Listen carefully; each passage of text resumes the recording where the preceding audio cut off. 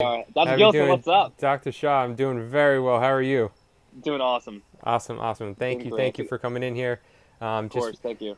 just then allowing a couple people to get in here, but we are on a time crunch, so I will get started. Sure. So everybody, thank you. This is the Art of Mindful Medicine, episode 10, part 1, with Dr. Deep Shah. And I am your host, Dr. Seth Gilson. I am a biological dentist, certified yoga teacher, speaker, and personal coach. And our very special guest this week is Dr. Shah, who is a board-certified pediatric dentist. He earned his bachelor's degree in biological sciences and minor in business administration from Drexel University. And he completed his dental education at the University of Pennsylvania School of Dental Medicine. Dr. Shah further trained at the Children's Hospital of Pittsburgh, where he acquired extensive experience in the areas of growth and development, pediatric oral pathology, special healthcare needs, dental trauma, pharmacological modalities, and behavior modification and management. He believes utilizing an interdisciplinary approach is integral to the successful management of each patient. And I completely agree with that part, absolutely. So, Dr. Shah, please say hello. We have a few people in here now, and then we'll get started with some questions. Absolutely. No. What's going on, everybody? Thanks again, Seth, for having me. This is great. No, I'm just excited to see where this goes. I think we talked ahead of time. Yeah, There's a little bit of an agenda, but other than that, keep this as informal as possible. absolutely. Anyone have questions? I mean, like I said, our goal here is just to kind of spread awareness, spread the mindfulness. 100%. Love what you do, love what you bring, and I'm just trying to add more to what you're doing, which is incredible stuff. Absolutely. I appreciate that very much. And of course, I'm very grateful to you as well for coming on here. So if you could share with us 3 things that you're grateful for today. I always like to start with gratitude. Yeah, I love that. That's a great question. I always love waking up, and I love being able to breathe. That's the one thing. It just drives every breath. So I'm grateful to breathe in the morning, and kind of soak that in and realize I got another day ahead of me, Mm-hmm. and it's what I decide to make of it. So that's the first thing.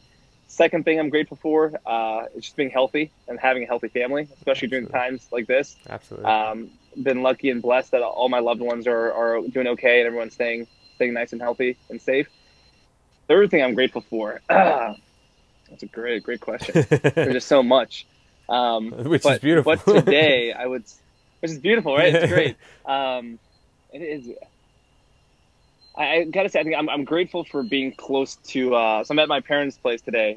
Beautiful. So I'm grateful for having family close by, and I think I realized that there's a one point where we used to live in Scranton, Pennsylvania, which is about 2 hours north of Philadelphia. Mm-hmm. And it's tough when you have 2 little ones to manage everything. It makes life difficult. So when you have family that's close by, and you can have parents just even right now watch them and play with them, and allow us to kind of live our life a little bit and make time for things like this.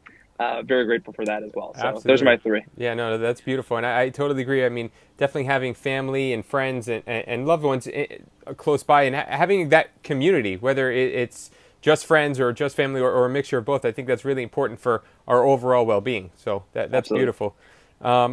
So, Deep, please tell us where you're from and what inspired you to become a pediatric dentist.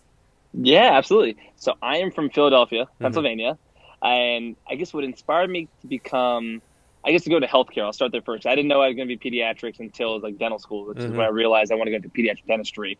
But when I was 2, I was diagnosed with ALL, which is acute lymphoblastic leukemia, Mm-hmm. and I've been in remission since the age of 5, so it's been 28 years, Beautiful.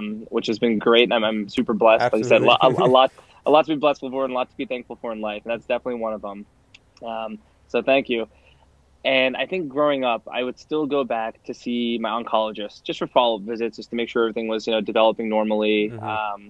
And luckily for me, I didn't have to go through, no chemotherapy, no radiation. Oh, wow, great. But and I got lucky. Like I said, I responded very well to methotrexate, which is like a cancer drug.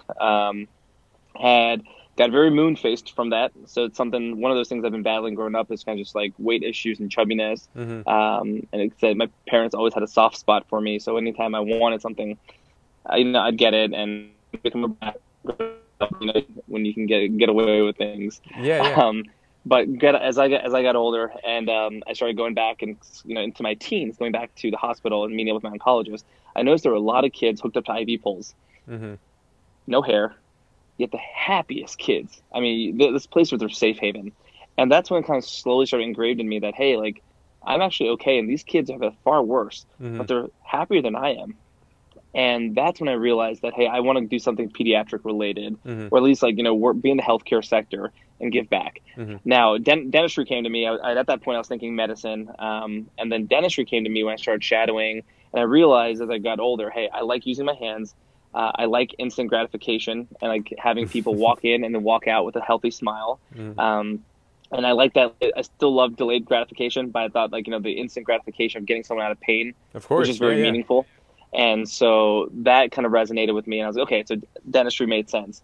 As I started doing my rotations, I was gung-ho oral surgery until I was in my pediatric clinic. And, everyone's like, oh, like, this is like, I could see you doing this. I was like, oh, really? Like, okay, I think it's fun. And I got more and more. And then you start developing this rapport and this bond with these kids. And you realize that these kids are clean slates. They're coming to you. And you have the ability to 100% shape and mold them to who they can become and their potential. And that's when I thought about it that way. I was like, I can really have a lasting impact on these kids, just the way my oncology doctor had on me. And so that's kind of how I got into pediatric dentistry. And that's how the kind of the journey. Yeah. Wow. You just kind of inspired me a little bit with the kids, because I mean, I agree with you. I think education, and we're going to talk about some of these things with our kids, is so important. I mean, from a young age. I mean, if you just create the good habits for them, it just their development takes off in that direction, and I think that's beautiful. So I commend you for that, and definitely following your path. That's beautiful, because I know a lot of people are just like I've practiced with people that are just like, they don't know how to pediatric dentists do it, and I mean. It's just energy. I mean, like I said, it's what you bring when I listen to your podcast and I'm talking to you. It's just, you realize that you have this one life to live. Yeah.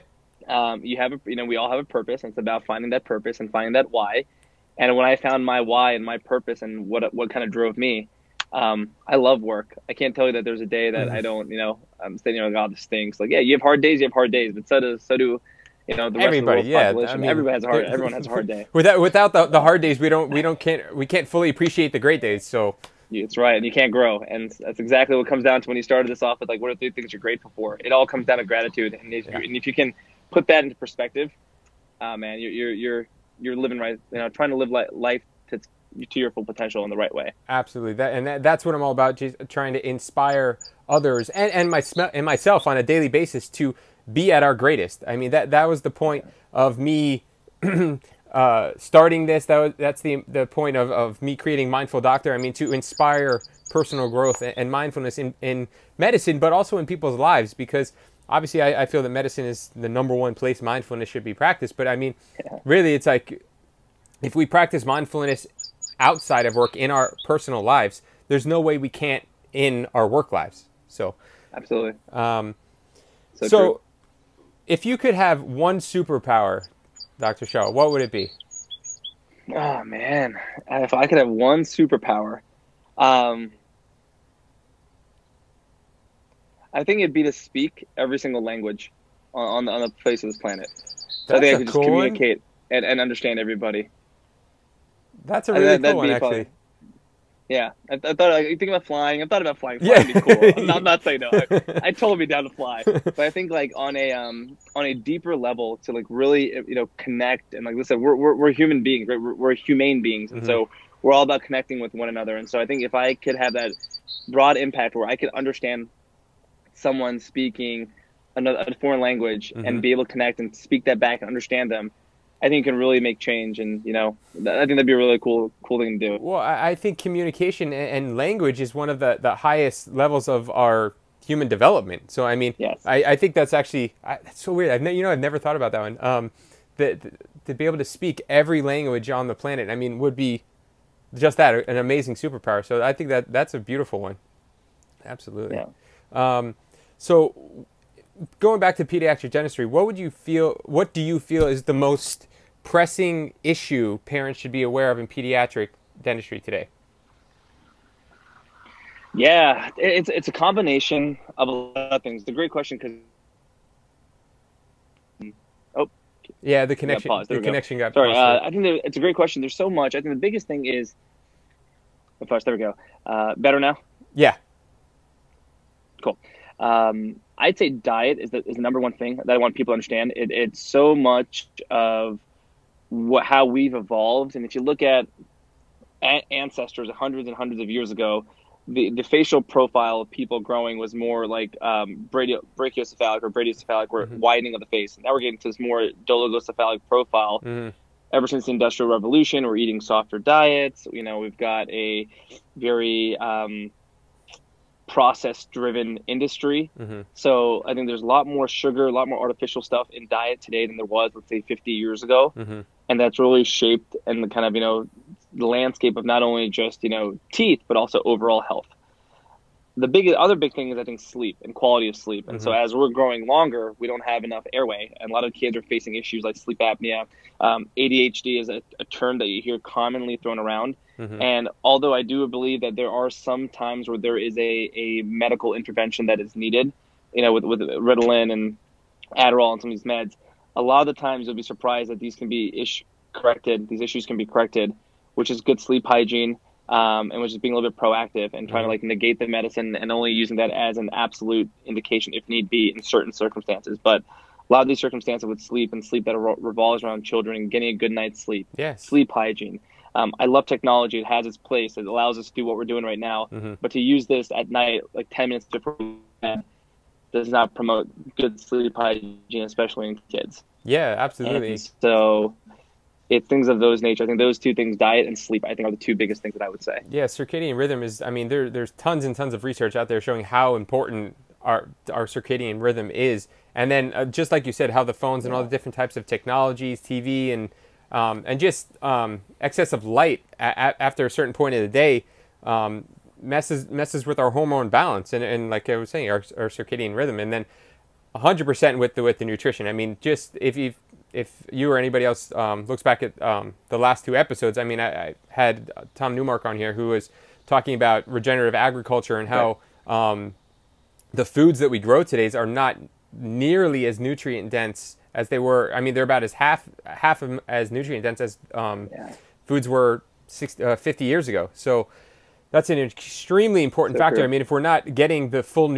all the vitamins and minerals and things that our body needs when we're developing, we're not going to fully develop. There's going to be an underdevelopment, and that's, like you said, what we're seeing in the skeletal structure of our face and jaws and things like that. And sleep apnea is exactly a result of that, or an increased prevalence of sleep apnea, because I've been seeing a lot of patients with sleep apnea, and they don't. People say they don't know what to attribute it to, but like you said, narrowing of the airway and things like that. It all plays a factor. So everything really obviously comes back to in healthcare to nutrition. If you have proper nutrition, your body is going to be able to best heal itself.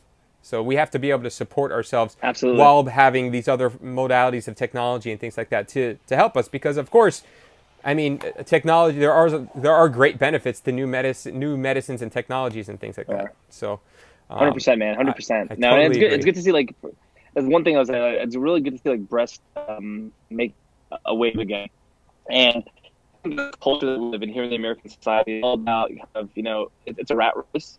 And if you look at other European cultures where they, like, women who just delivered get more than 3 months off. You get paternity leave.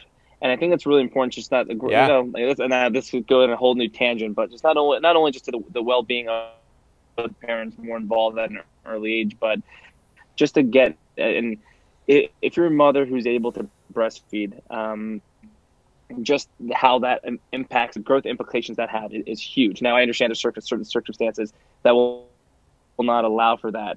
But, to see that kind of making a wave and just kind of see the overall health implications and effects. And the reason I bring this up is I was not a breastfed baby. And I've battled with eczema, terrible allergies, my restricted, I have a narrow arch palate. These are things that I faced. And my brother, who was breastfed, totally different, doesn't have to go through these things. And now we're reading more and more literature that comes out, talks about these added health benefits when you are breastfed. So I'm glad that we're kind of making a shift back into that norm again. 100%, I totally agree with you. It's designed to be the most nutritious thing a baby can have. So I mean, right there. And then obviously, of course, it helps Yeah. build the baby's immune system because, I mean, the mother is passing on her immunity in a lot of ways to the baby, and the baby has to obviously develop its own immune system. So totally agree, 100%.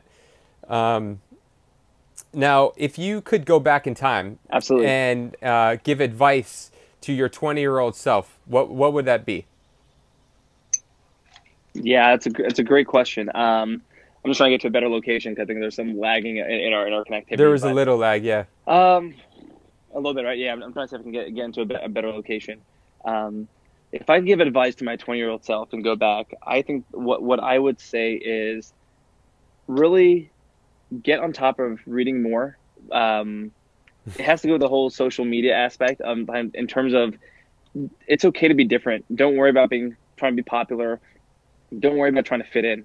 Do what you do. Do what you love. And it's kind of funny to say that because when you're 20, like your frontal cortex is totally not developed at all. But if you're able to develop that even remotely a little bit more and just have that mindset where you realize that, hey, look at the bigger picture. Be the tortoise in a race. Don't be the hare. And it'll just take you further on so many levels. I think that's the advice I'd give to my 20-year-old self. Yeah, I think I agree with you on that one. If I could go back, I think I would definitely, one of the things I would tell myself is to read more. Read more of things that I enjoy, obviously. I mean, because that's just something between sports and doing all the other things that I was doing that unfortunately, it's just not something I feel that I did enough of. So definitely agree with that advice as well. What's a pivotal moment in your life that's helped shape you into the person you are today? Yeah, there've been a couple. I think one of the biggest was coming in terms of like, my leukemia and stop blaming. Like, so I've battled, like I said, I've been a little bit chubby and like, never really took life into my own hands, so to speak. I always been very optimistic and positive, but having a positive mindset only can take you so far if you don't, put in the work.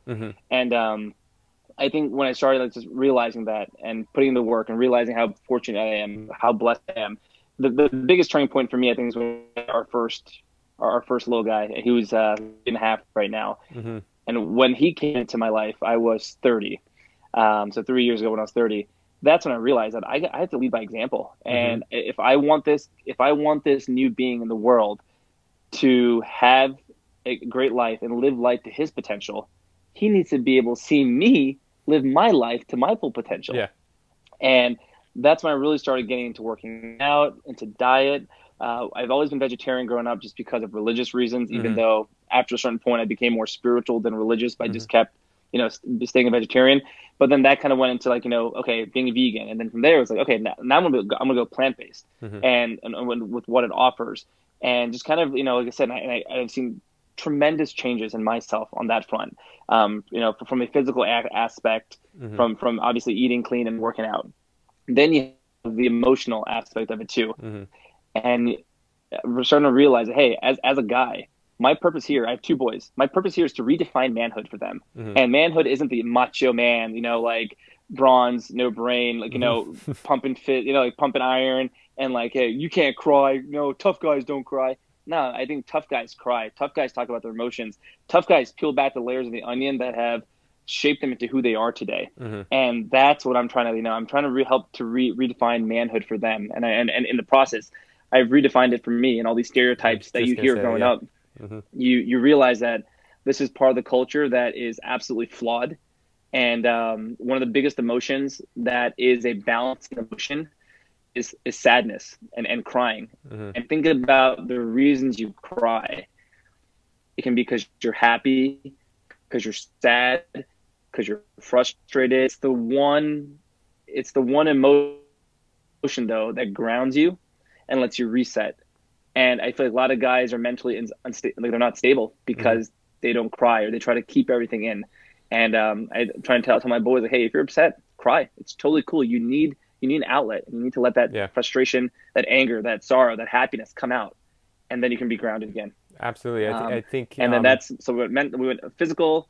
That was emotional, and then mental was the last one, like meditating, we're just getting the boys quickly right now into meditation. We've Mm-hmm. bought a couple of meditation books, Great. having them work on their breath.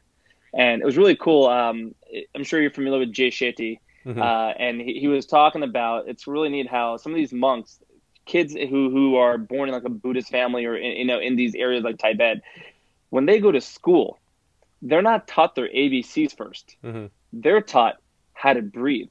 Mm-hmm. Because when It's the first thing. anytime a pivotal situation, it's the first thing they're taught. Anytime you have a stressor in your life, what changes is your breath. Mm-hmm. You go jump into a cold shower, your breath changes. You get, someone comes and scares you, it changes your breath. If you can control your breath, you can regulate a lot of things and a lot of responses in your body. Yeah. So that covers the mental, physical, and emotional aspects. Absolutely. No, that's beautiful. I mean, I think I completely agree with you. And I've also read that as well, that's the thing that the Buddhist monks, they first teach children is awareness of breath. I mean, just like you said, controlling or just being aware that we have the ability to influence our breath, because instead of just allowing the external environment to influence how we react, I mean, we ourselves can go internally and control that aspect of ourselves, which is beautiful. Yeah, it's powerful. It's extremely powerful. The realization of it and the growth of that awareness is so important. And like you said, just men, I mean, I think being balanced is what it's all about. It's not being, like, as you put it, so macho and women being so excessively feminine. I think there's a balance, right. And it's okay for us to be both. And I mean, yes, obviously we feel our emotions, feel our feelings. I mean, like you said to your kids, cry when you feel like crying. I mean, it's important to feel your emotions. If you don't feel your emotions, you consistently suppress them. And when you consistently suppress them, there's resentment and guilt and things like that build up. And I completely agree that it's completely underestimated, the power of feeling and expressing your emotions in a healthy way, of course. Absolutely. Yes. So 100%. Yes. Well, thank you for that. And I commend you for being an amazing father to your children, to setting an example to aspire to be the best you can be, because that's really at the end of the day all we can do. No matter what it is, whether you're dealing with a worldwide pandemic or you are sitting at dinner with your family, the best thing and the most useful we can be to ourselves and the world around us is to be our absolute best self. And in whatever 100%. Capacity that is at that moment, because of course, I mean, we all go through things, and like you said, we feel our emotions, and that's what it's all about. So. Absolutely. Thanks a lot, man. I appreciate that. It means a lot. Absolutely. So in the work that you do, what would you say are the moments that bring you the most fulfillment and joy? Yeah, this is great. A lot of people would think that, hey, when the kid leaves, you do a feeling in your work, your artwork, I call it, looks beautiful, brings happiness, and sure it does. But I would say the most fulfilling parts are when I see a child overcome a struggle, mm-hmm. and they feel that they've accomplished something that day, and it could be something tiny as being able to sit in the chair, hold the mirror, lay back in the chair, and that's it. That's the appointment, because they're too scared to open their mouth and do anything else. Mm-hmm. But they feel comfortable and confident, where they weren't able to even sit in the chair by themselves, they're able to do that now. Mm-hmm. It's a psychology aspect of it. And as dentists, we're also psychologists. And I say, especially in the pediatric realm, you got to really try and get inside a kid's head. Mm-hmm. And so I like to say, I feel like, as a pediatric dentist, I feel like I wear many hats at times. But the most common one, obviously, in terms of just being a dentist, but alongside that, is just being almost like a psychologist, psychiatrist, a behavior management, mm-hmm. Therapist. And those are the best satisfactions, is when you can see that change in their mindset and that trust that they have for you. Because remember, if you ask adults how many of them are afraid of the dentist, you can get so many of them that tell you, I hated my dentist. Oh my God, he's scary. Especially as a kid. All of the trauma that I want to say 98% of the traumas that adults have with dentistry comes from when they were a kid. So yeah.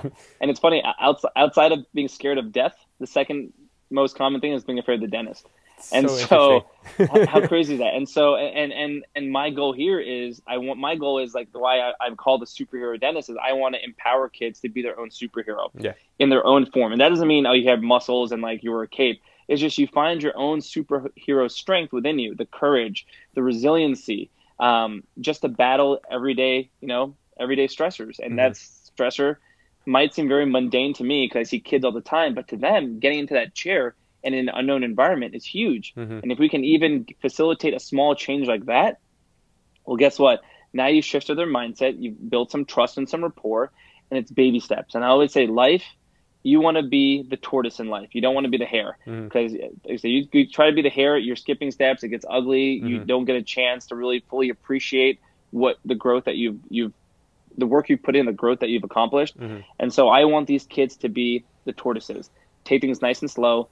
And at the end of the day, it's a journey. Life is a journey, and you have to have building blocks to be able to appreciate that stuff. Yeah, absolutely. I totally agree. And that you use a similar method that I do with adults. So, I mean, you're saying how when it comes to getting kids used to being at the dentist and comfortable being at the dentist, if you get them in the chair and get them to lay back and open their mouth for the day, and I mean, that's all you get to do, then that's all you get to do. I tell the adults the same thing when it comes to brushing or flossing or just creating any kind of new habit, whether it's exercise. Just take that initial first step. Just do something in that direction, and don't push yourself too far. You have do what's in your comfort zone, because that's better than nothing. So, and then the next day or the next week, whatever it is, you do a little bit more. So I mean, like when it comes to exercise, I mean, if you don't just try. If you haven't worked out or exercised in years, you don't just go and try and run a mile. You go and you tell yourself, I'm going to exercise for this reason. You put your shoes on, maybe you walk around, you walk down the block, and you walk back. Do that, or some part of that. Just inch your way to creating those good habits. It doesn't have to happen like this. Like you said, instant gratification. Yes, of course, we love instant gratification. If we can see results now, that's beautiful. But sometimes the greatest results in life take time. And like you said, being the turtle rather than the hare. So I completely agree, and that's really cool to see someone else using a similar methodology, and especially with kids. I mean, I'm sure at times you don't have a choice either. So there are times you don't, and you said you have to get through a kid with an abscess, and you just have to get things done. Obviously, there are situations where their overall health or their health takes precedent over, of course, their personal gain, I guess, or their mindset in that moment, and to get them out of discomfort. But in most cases, that's not the case, which is great. And you go from there. And like I said, I like the analogy that you gave, because it's very, very similar. Like, you can't run, until you know how to walk, and you can't walk until you crawl, and everything comes in a logical, chronological order. And tis life. It's the circle of life, and you just have to take your time and appreciate that. Absolutely. So as we're talking about the way you practice and handle kids, I'm sure mindfulness is a huge part of that. So share with us, what does mindfulness mean to you? Yeah, mindfulness to me is having peace, or coming to grips with the three things, that you can control. And that's like your physical self, your mental self, and your emotional self. And I think when you can incorporate those three into like a Venn diagram, you find this common area there. And I call that like the blissful moment, because when you can be hitting the right note in those three aspects every day, you're able to just better handle, and you're better equipped to deal with anything that comes your way. And so I try to bring that in terms of my practice. I just try to bring the energy each and every patient. If I have something on the home front that night before, or the morning, it's been a rough morning, hey, I got to leave that baggage at home, because these kids, they're depending on me for their care. And I got to bring the energy day in and day out, and even amongst kids. So my goal with them is I want them to find their playfulness. And in kids, I feel like mindfulness and playfulness go very hand in hand. So, and I always say, like, playing is nature's way of taking care of emotions and attachment in kids.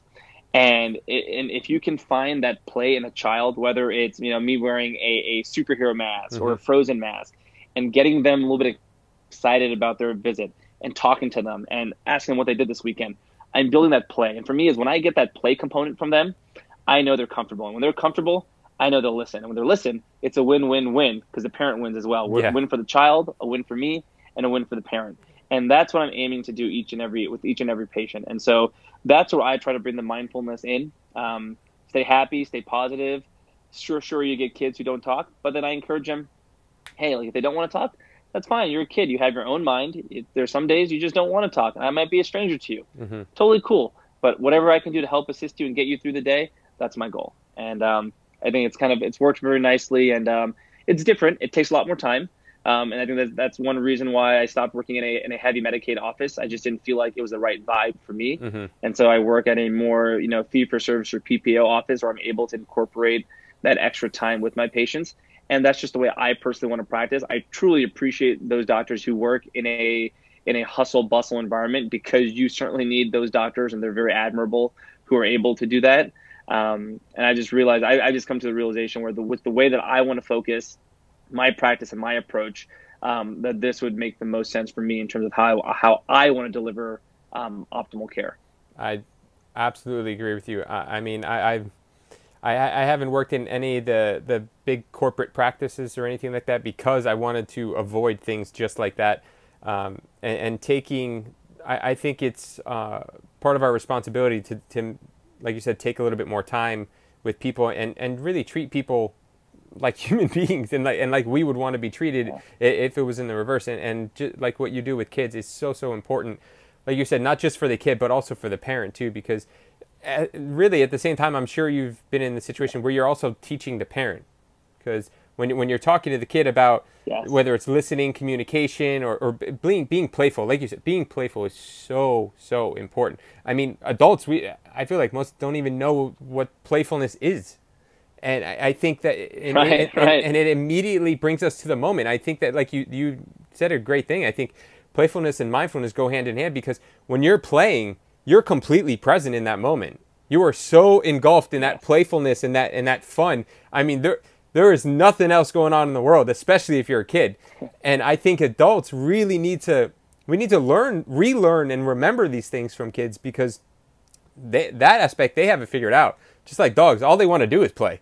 So, I mean, it's so true. And I always say, as adults, we think that, it's, as a parent or as an adult, you have this ego trip, because you're like, oh, I'm the authoritarian.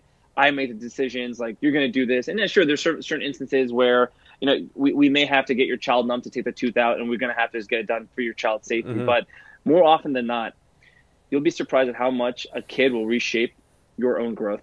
And like you said, it like we're all, as adults, we've all been kids. We all have a part of us that is still linked to our childhood. Yeah, we just have to find our inner child. We just have to find that inner child a lot more and let it drive us through our day. Because if you can incorporate play, whether it's like game night or something fun, like we do dance parties like Saturday, Sunday mornings. We have the music. We do dancing and breakfast in the morning. Nice. So we play music, we dance. It's fun. Just kind of like sets the tone for the weekend. And it could be raining, and we'll listen to Jack Johnson, like I love banana pancakes, and like it's a great stuff. So it's like can't let the outside environment dictate the internal environment, and that's 100%. kind of what we're working on through all this mindful stuff. So, but yeah, I just encourage every adult out there, find your inner child, find what makes you happy, and then tap into that each and every day. And absolutely. And, yeah, you'll be amazed in terms of how it changes your mindset and your focus on life. Yeah, I mean, if you just see you just walking around, you just smile at somebody. I mean, you can see that smile leads to some sort of change in that person. So, I mean, just I completely agree with you. And what are some of the ways that you specifically incorporate mindfulness into your daily life? Yeah, so I do a couple of things. In the mornings, if I'm able to, like I said, get up, I try to work out at least every day, usually in the morning. So for me, mindfulness, I like to just get a good workout in. I think it just sets the tone in terms of like hormone regulation for me. I drink a lot of water throughout the day, and I feel it just helps clarity with mindfulness in terms of my clarity in terms of thought process. Right now, with obviously COVID, the sauna's closed, but I usually like to meditate in the sauna for a good 10 to 15 minutes. Close my eyes. I said meditation to everyone is different. So there's no right or wrong people. But people say, oh, how do you meditate? You meditate the way you want to meditate, as long as you feel like, hey, it's brought some purpose and some peacefulness into yourself. Yeah. I like to sometimes reflect on the night before, the day before, things I did well, things I need to improve on, and how I can incorporate, like, how can I make today better, right? Because I always say today will never be the same as yesterday. It can either be better or worse, but it should never be the same. If it's being the same, you're stagnant. You haven't grown. You haven't learned anything. So it either has to be better or worse. And so my goal is obviously to improve and make it better each day. And then at nighttime, I started getting into some like red light therapy. just to help rejuvenate the cells and kind of see it. I've only been into it about 4 weeks now. So I think that they say about 6 to 8 weeks until you start seeing things. But I'll close my eyes in front of this red light device. I was going to say, what exactly is that? Meditate. Yeah, it's almost like it's called BioLight. So it's like a red light filtration. We have red light bulbs in our home. So in our boys' room and in our room, at nighttime, once the sun sets, we turn on red lights to help, like you said, in terms of getting that circadian rhythm going, getting the melatonin to release, adenosine, melatonin to stimulate mindfulness in terms of, all right, it's time to go to bed and get good sleep hygiene. This thing is like it's a red light panel, and it emits red wave frequencies. And the goal here is that it penetrates through your skin. It doesn't go too deep, but a couple millimeters. And the goal here is to help, for example, tighten your skin. It can help with strengthening hair, with eczema, psoriasis. But what it does is kind of goes into the mitochondria and helps to kind of reshape and kind of put your cells in a better position, so to speak. And kind of cleanse out, get rid of free radicals, and just to help optimize internal your body's internal cellular structure. And so I felt in terms of, in addition, to also help you sleep a little bit better too, because the red light stimulation, it's not like blue light. It's not going to keep you awake like our cell phones do. Other end of the so spectrum. It's a great way to also, other end of the spectrum, exactly. So it's a good way to also kind of help people who have a hard time sleeping at night. My wife, for example, had a hard time with that, and she's been sleeping very well for the last 3-4 weeks since we started using this. Great. So it's just like I said, it helps with sleep hygiene, and that's kind of how I use it for. We'll see. I don't know in terms of wrinkle prevention. I don't know how much I mean, I feel like that's going to take a lot of time to be able to time. Yeah. So see that. Yeah, and it also comes out genetics. I always say some of these people, like, you have to have a holistic approach to something. So if you're just going to do red light therapy and you're going to eat like crap, not sleep well, then you're not going to have an added benefit. But I do think that, hey, if you eat well and your diet's well and you incorporate some of these extra components, sure, I do think you'll have a much added benefit, because from the internally, like I said, what you feed your body, the fuel you give it, is going to present itself and manifest outward. And so that's why I think diet's so huge, because diet and drinking water really dictates our internal structure, which helps, with the external glow. Absolutely, 100%. I mean, I stress this to all my patients, that our lifestyle choices are a culmination of what make us healthy. So, and then if there are any of these other additions that you add in, like you just said, your wife was having trouble sleeping, and I'm sure she's very similar when it comes to habits as you are when it comes to health and things like that. I would imagine you guys have similar mindsets. And then you incorporate something like that, and then suddenly she's sleeping a little bit better. So, I mean, that makes sense. And sleep, especially like you said right now with COVID and everything, sleep is extremely, extremely important for our immune system. I mean, that's when we recharge and our body heals the things that it can't. It undergoes different processes of healing at night when we're sleeping than it is when we're awake during the day, obviously. So, absolutely. There's a great book out there called "Why We Sleep" by Matthew Walker. Okay. He's a PhD, and what I love is, like, there are a lot of books that'll talk about things. He actually goes into scientific evidence based on studies he's done, and he delves into sleep and the importance of sleep. And I mean, it is phenomenal. I highly recommend anyone who's listening to this right now, just Audible it. You can buy it. It'll change some of the priorities in your life, and one of the most important ones being sleep. And it's funny how, as a culture, we alluded to this a little bit before, how the American culture is this hustle, bustle, rat race. Like, oh, sleep is for the weak. No, it's the more you sleep, you realize, the better and the more optimal you are. And if you want to get ahead at work, or get ahead in terms of your mindset, get ahead in terms of your physical appearance, sleep is going to be a huge driving component of that. 100%. And how well you sleep is going to dictate a lot of that. 100%. I mean, I've been on both ends of that spectrum, especially when I was in dental school. So, I mean, I mean, I can 100% agree with that. I mean, the more sleep we get, not that we should be sleeping for like 12, 13 hours a day, I'm saying, but the more quality sleep we get, 7-8 hours a day, is so important for us. So important. And what was the name of that book again? So people can hear it? It's called Why We Sleep by Matthew Walker. Why We Sleep. Matthew Walker. Awesome. So back to your practice a little bit. So are there any, I mean, I know we talked about some of the methods and the practices that you use, but are there any real mindful techniques or specific practices that have guided you and influenced you in pediatric care? Yeah, that's good. I think I mean, meditation's always great, just kind of breathing. Sometimes I'll have kids take a deep breath. I mean, I do use like, nitrous oxide, and I'll have kids just like, hey, just let's work on your breathing. Let's work on nasal, especially nasal breathing is huge. Outside of that, though, I think I just try to bring a lot of like conscious parenting into practice, and I try to do like conscious dentistry. So I try, in terms of mindfulness, I try not to use the word like, oh, you're a good boy, you're a good girl. Like, everyone's a good boy, everyone's a good girl. I mean, just because they have an off day does not make them a bad girl or a bad boy. So I try to use like encouraging words, where I like to say, hey, can you thank you so much for being a great helper today. And like I say, it comes down to empowering them. And if you can empower a child and make them feel like, hey, they are part of the process, that's what I try to go for. I try to incorporate them and make them like, hey, this is not about me. Like, I'm an adjunct service here to help you. This is all about you. And whatever I can do to help empower you is my goal. And obviously I can't put into those terms for them, because that's going to go over like the head of like a 6-year-old. But my goal is to make them say, hey, like, let's sparkle those teeth, or hey, you like superheroes, like, let's make those teeth nice and strong like the Hulk. And can you help me with that? And then they're like, yeah, like, all right, like I want to have strong teeth. I want to have sparkly teeth.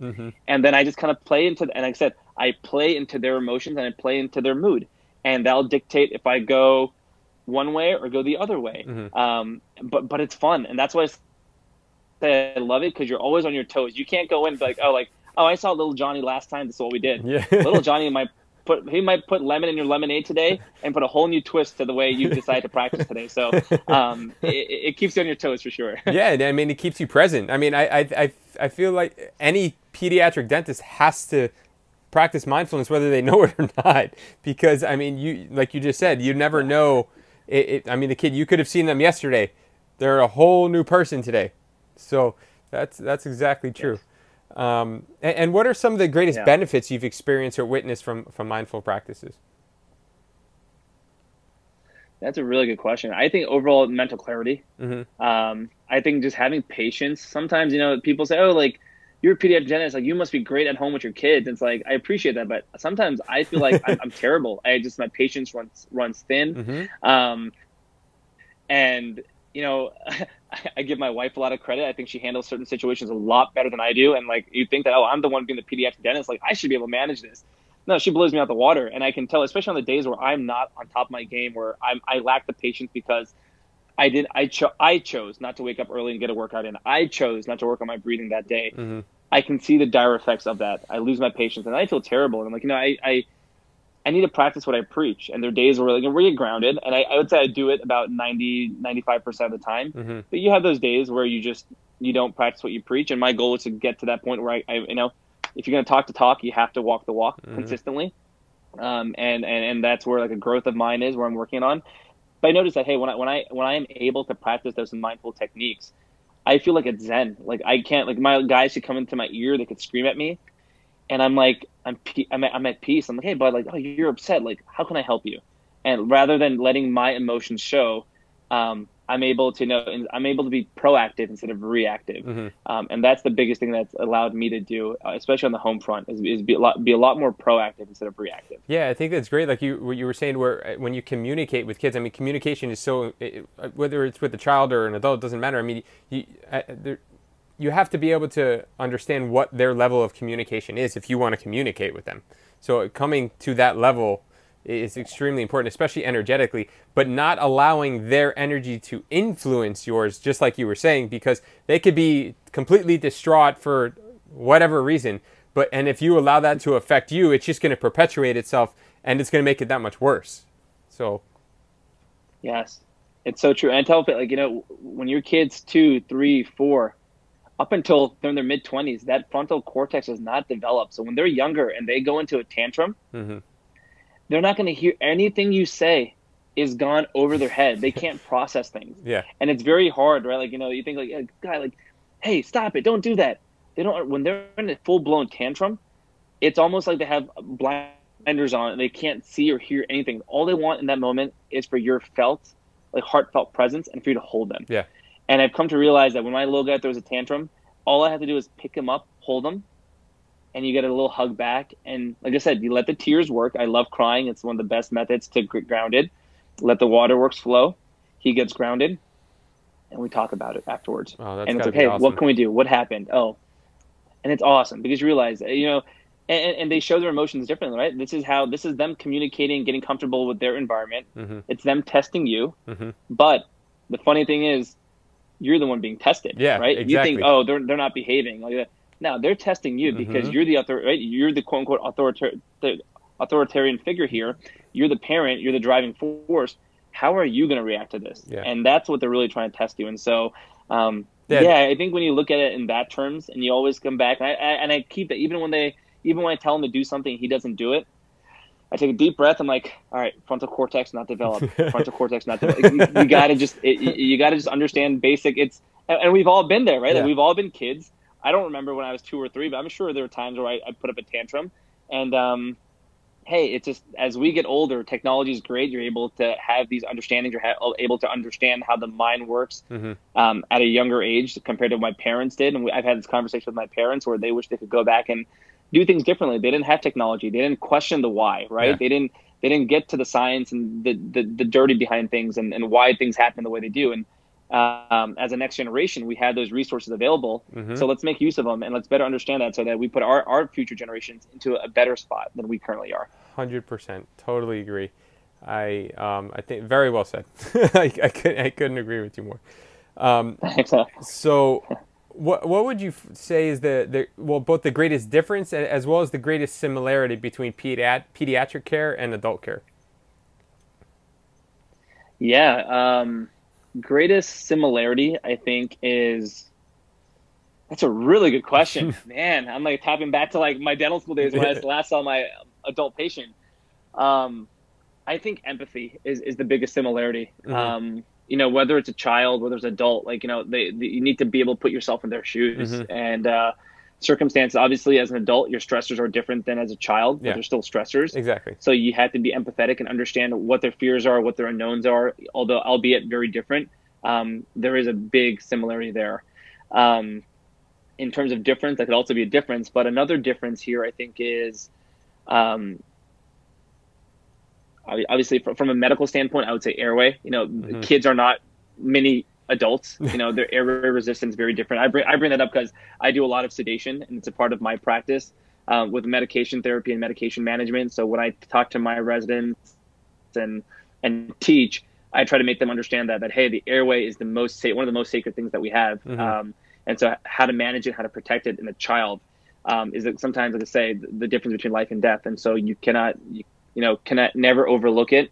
No matter how many times I've been doing sedation for the past 5 years and then 2 more since residency, so 7 years I've been doing sedation, but I'm still on my toes every time I do it just because it just takes one instance when you get lax, and that's when something happens. Exactly. And so that's one of the biggest differences.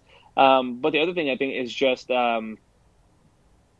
I want to say the empowerment and just with kids, I think that you have the ability to really shape them. Adults are also shaped, but they've already had their childhood, so they kind of are who they are because of what they went through. Mm-hmm. My goal with these kids is when they're 20, 30 years, I want them to reflect back on their childhood and hopefully be like, like my pediatric dentist was calm or caring or understanding, mm-hmm. never rushed it, just got to know me, treated me with respect, treated me with respect. And those are small things. I just want them to realize that just because they're a kid, and I'm their doctor, it doesn't mean I have this ego trip where it's you're listening to me. And I just want to, let them realize that, hey, you can learn from anybody at any level. Absolutely. And I feel like I learn the most from kids now. Yeah. And I can completely, confirm what you're saying because, like I said earlier, I mean, a lot of patients that have dental anxieties nowadays are due to their childhood. And I mean, people avoid going to the dentist for 10, 15, 20 years because they're just fearful of it. And they know they have a problem. And I mean, just that alone, just if you just remove that from people, I mean, they're automatically going to just be that much healthier. And that, I mean, that mental health and physical health, of course, because you're creating that level of comfort that they have with the dentist. Yes, not every dentist is the same. Of course, we very well know that. But if you create that foundation, that there are people out there that are really caring and want to help you and will sit with you and be patient with you, that's incredibly valuable to create in a child and as they develop. Absolutely. So, Absolutely. That's just, I think I love what I do and I love dentistry, but I think the more I delved into this as the years passed, I like being a psychologist a little bit more. I like tapping into the mind, because at the end of the day, you know, we're driven by social interactions. We're not driven by, oh, I put a crown on a tooth, or I accomplished this feat. We're driven by the way we interact with people. yeah. And shaping the kids are going to be the future. And to make this world a better place, you know, getting rid of things like depression, working on, you know, suicidal thoughts. I mean, it starts early. It starts early in the chair. And as healthcare providers who see kids and see teenagers, I mean, that's where you can really make a big difference. 100%. And just to know a child that, hey, like, I'm here for you, man. I care for you, buddy. And if you didn't get through this appointment today, dude, that's the least of my concerns. I just want to make sure you're happy, you're okay, and you're thriving. And the rest will work itself out, right? Kids, I say two things that you can teach kids: love and resiliency. The world will teach them everything else. If you can give them those two things, they'll thrive.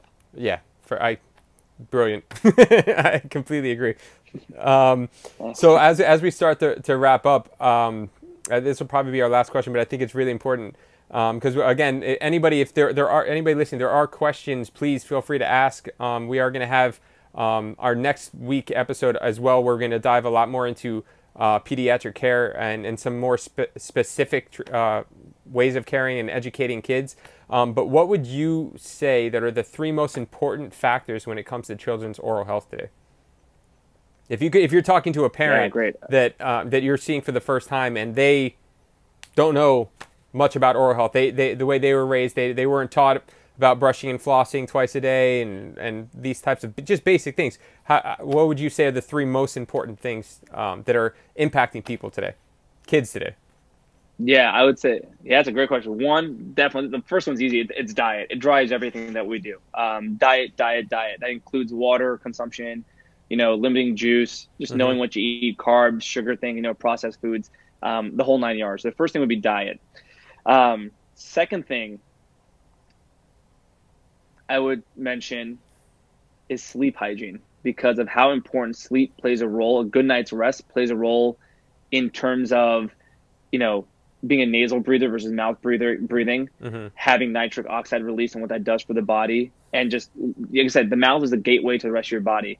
So if you're sleeping well and your mouth is clean, you have a very low bacterial and virulent count in your mouth, hey, it's, you know, it's going to translate and bode well for the rest of your body. So second thing I would say is, you know, sleep hygiene is more important, and like the airway, things like that, all encompassing as two. The third thing I would say is just read the ingredients. And I think we do it when we eat foods, but when you come to your dental products as well, knowing what you're putting in your mouth, in terms of how it's affecting your body. Why does your toothpaste bubble up and have these effervescent properties? Is it good? Is it bad? So kind of, you know, understanding, you know, brush twice a day, floss like you alluded to, but, you know, what are you brushing with? What are you flossing with? You know, are you using a tongue cleaner? Know your products and know, you know, what's in them and why those products and why those ingredients are helpful. Absolutely. I completely agree. I think we're all consumers, right? And our kids are going to be consumers too. And the last one about reading the ingredients is so important. Like you said, a lot of us do it with food. I think more of us still need to do it with food. But reading the ingredients, I mean, they're there for a reason. I mean, they're there for us to read. I mean, we need to and not just read it and be like, oh, I don't know what half of that means, and then just throw it in your cart anyways. I mean, really, take a picture. Most of us have pictures on our cameras on our phone now. Take a picture of it. Go look up these things. I mean, a lot of the ingredients in specifically dental products and specifically mainstream toothpaste are very hazardous to us. And they really should not be things that we're putting in our children's mouths, because the kids are going to swallow it. I mean, even if you think you're not, for whatever reason, you think you're capable of avoiding those types of things, the kids really aren't. So that's extremely important. I think those are a great three, and I think that's probably where we're going to end it today. And then we'll pick up next week.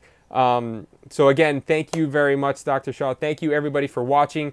Next time we'll be discussing more about pediatric dentistry, how it's related to overall health, how to educate our children and ourselves about the connections of oral and overall health. and when kids should first be brought to the dentist, and a bunch of other things, because there's just so many things that adults that I see ask me about their kids or their kids and things like that. And I think that it's really useful information that a lot of people need to be aware of. So, yeah. Someone just mentioned, what's the best toothpaste? What I can do is I'll just send you a post. If anyone actually wants to go on my profile, it's at the Superhero Dentist. If you scroll down, you'll see a blue post that talks about ingredients, and then I have right behind that another post on toothpaste that I recommend. So shoot me a DM. I can just directly forward that post to any of you that want to look into that. It goes over the ingredients, why, what's in them, and why they're considered toxic, and alternative methods. So absolutely. And hey, this was great. I'm like, we're done. I can't wait till next week already. Yeah, this is awesome. And we're going to talk more about the things that you were just saying, everybody. So keep your questions. I really appreciate everybody watching this week. Thank you so much. Dr. Deep Shah, thank you very, very much for taking your time and sharing your knowledge and experiences with us. I really appreciate it.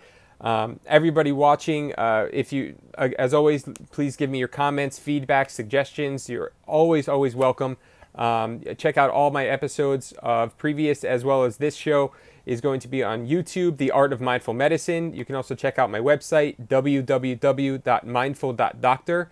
Again, we are on Instagram Live on Saturdays at noon, The Art of Mindful Medicine, just on my account at mindful.doctor.